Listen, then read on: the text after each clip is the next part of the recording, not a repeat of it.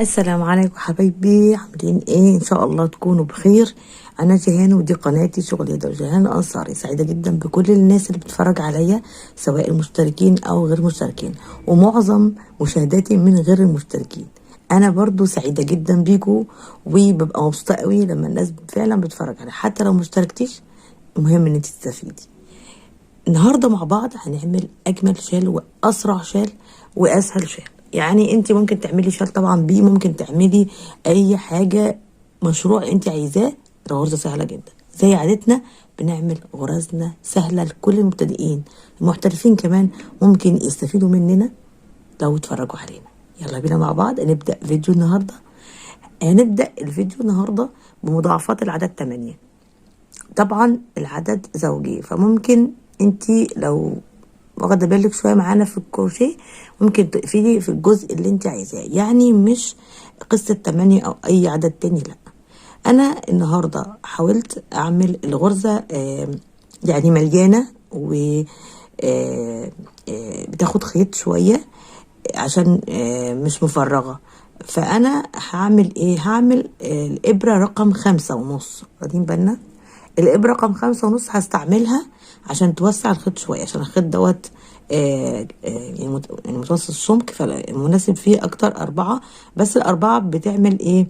بتعمل للخيط بيبقى متماسك قوي معاكي وانتي شغاله. فبلاش نخليه واسع وشويه وطري. ازاي بنزود رقم الابره معانا؟ فهنخليه مريح شويه، وهوريكم هيبقى عامل ازاي. دي اول خطوه، غرزه عقده البدايه. وبعدين بطلع بعدد سلاسل 3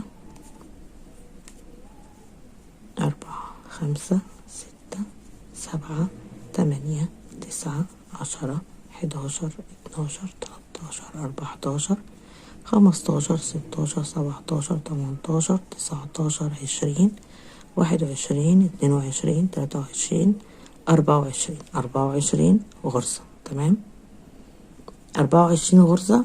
لحظة هقيس لكم المقاس، حوالي 18 سنتي. 18 سنتي يعني هتبقى كفاية حلوة قوي، ومقاسها مظبوط يعني مناسب، مش هتبقى ولا ضيقة يعني صغيرة ولا كبيرة، فمتوسطها حلوة قوي. تمام. باخد الخيط انا وبدخل في الغرزة الستة. 1 2 3 4 5 6 هنا، وبعمل عمود بلفة. تمام. وبعدين باخد 2 سلسلة وبدخل في نفس المكان وبعمل عمود بلفة تاني. باخد الخيط وبعد 1 2 3، وفي الرابعة هنا باخد ادخل اعمل عمود تاني، وبعدين سلسلة واحدة، وادخل في نفس المكان اعمل 2 عمود. باخد الخيط وبعد 1 2 3، وفي الرابعة هنا بدخل اعمل عمود، سلسلتين، وبدخل اعمل عمود تاني. تمام. باخد الخيط برضو وبدخل 1 2 3 هنا 4، بعمل عمود، 2 عمود، وبعدين سلسلة، وبدخل تاني اعمل 2 عمود. 1 2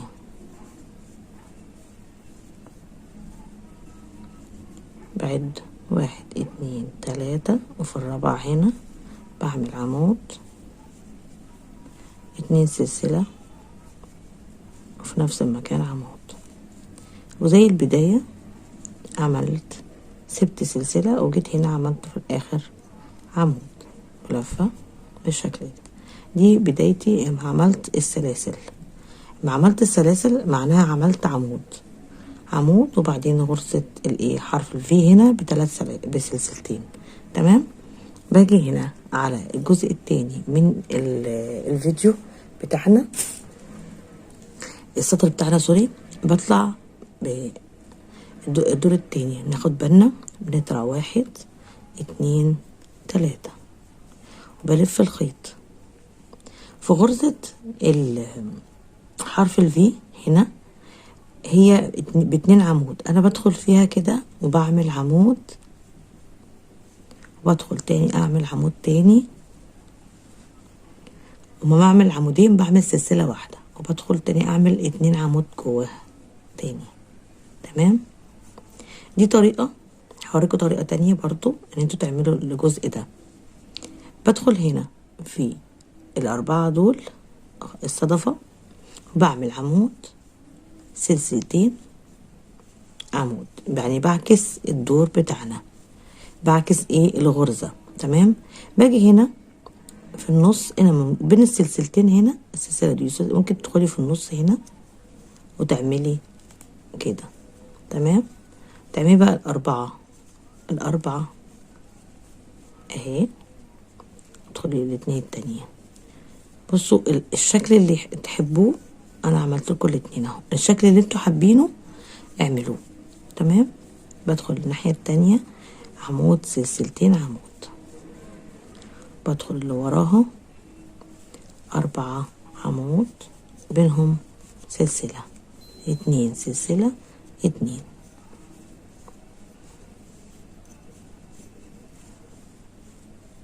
وبعدين فوق العمود هنا بدخل فيه من ورا كده وبعمل عمود بلفة.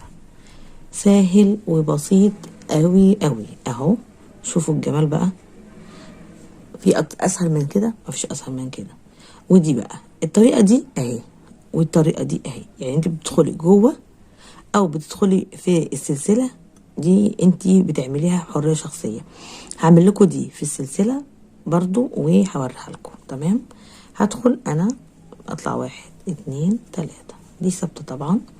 باجي هنا في السلسلة اللي في النص وبعمل الغرزة بتاعتنا.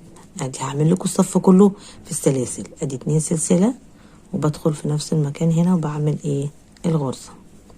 هوريكم بقى بتعمل ازاي في السلاسل، وانتوا تفضلوا اللي بتفضلوه اشتغلوا. 1، عشان احيانا الباترون مثلا عامل بغرزة معينة وانتي حابة غرزة تاني او شكل تاني، فانتي بصي انتي بنفسك بتظبطي نفسك. شوفي ايه اللي انتي حباه واعمليه. كده الناحية التانية عملنا عمود، 2 سلسلة، عمود في نفس السلسلة تاني، وبرضو نفس اللي عملناه هنا بنعمله الناحية التانية. بين السلسلتين بعمل 2 عمود وسلسلة و2 عمود تاني، وبعدين هنا في السلسلة اللي في النص باجي اعمل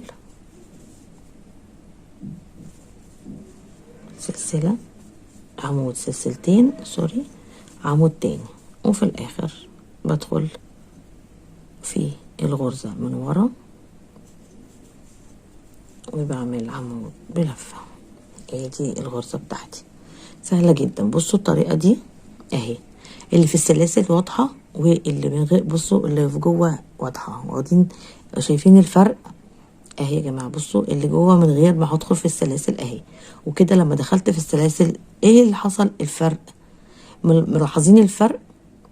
الفرق واضح ان الغرزة بتاعتي بانت اكتر، يعني هنا مش واضحة، ال4 متكومين جنب بعض مش واضحين، لكن لما انا عملتهم جوه السلسلة بان رسمة الغرزة اكتر واكتر. واخدين بالنا من الرسمة في الجزء التحتاني والجزء الفوقاني. الصف الفوقاني انا همشي بيه لغاية لما اخلص في الغرزة بالشكل ده، وهوريكم في الاخر عامل ازاي. تمام، واللي عايز يزود السلاسل بتاعه الحرف الفيدي اللي هي يعملها 1 أو 2 براحته. يعني اللي عايز يعمل سلسله عشان يظبط اموره يعملها سلسله واحده، اللي عايز يعملها سلسلتين يعملها سلسلتين زي ما انا قايله.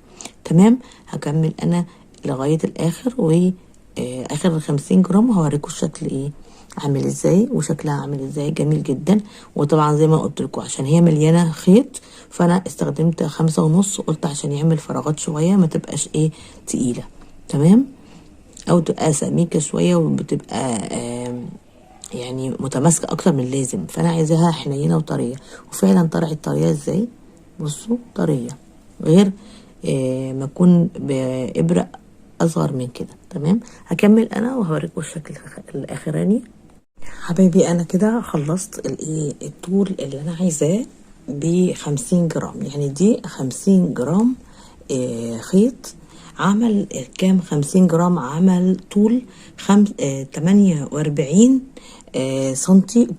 طولها دي 48 وعرضها 15 سنتي، من هنا لهنا 15 سنتي. تمام زي ما انتوا شايفين الرسمة بالطول بالشكل ده اهي من قريب الرسمة بتاعتنا،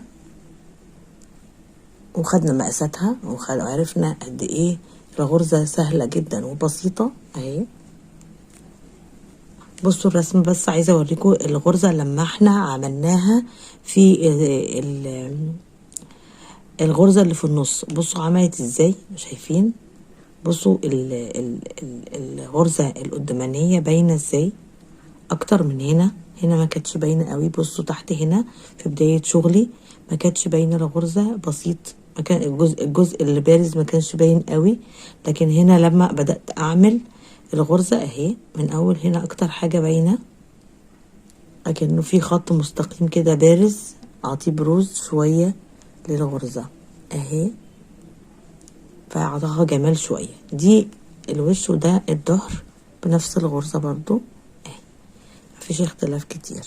غرزة عمود بلفة قدرنا نعمل بالتشكيل معين احنا عملناه علمته لكم واتعلمناه مع بعض، قدرنا نعمل الجمال ده. شايفين الكوفية حلوة قوي قوي. وبصوا 50، بصوا العرض دوت 14 سنتي او كام، 15 سنتي عرضها. 15 سنتي. اللي عايز يزود 2 سنتي او حاجة هيقلل شوية من العرض، يعني هيقلل معاكي شوية لو عملتيه اعرض من كده، فممكن يعمل لك مثلا 40 سنتي او حاجة، 35 سنتي لو زودتي العرض شوية. تمام اهي.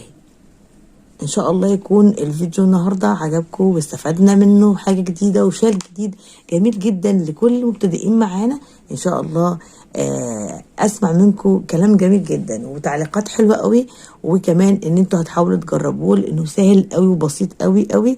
وكمان الخط المستقيم مش محتاجة انت للحروف تعملي حروف من غرزة الحشو او اي حاجة، لانه عامل لك العمود دوت الخط المستقيم بتاع الحواف، فمش محتاجة. لو هيبقى تعملي شراشيب او حاجة عادي جدا استخدمي الشراشيب. تمام كده، شكرا لكم جدا والى اللقاء، وباذن الله نستمتع مع بعض بفيديوهاتنا، و اقول لكم نتقابل مرة تانية باذن الله. ومع تحياتي جيهان انصار.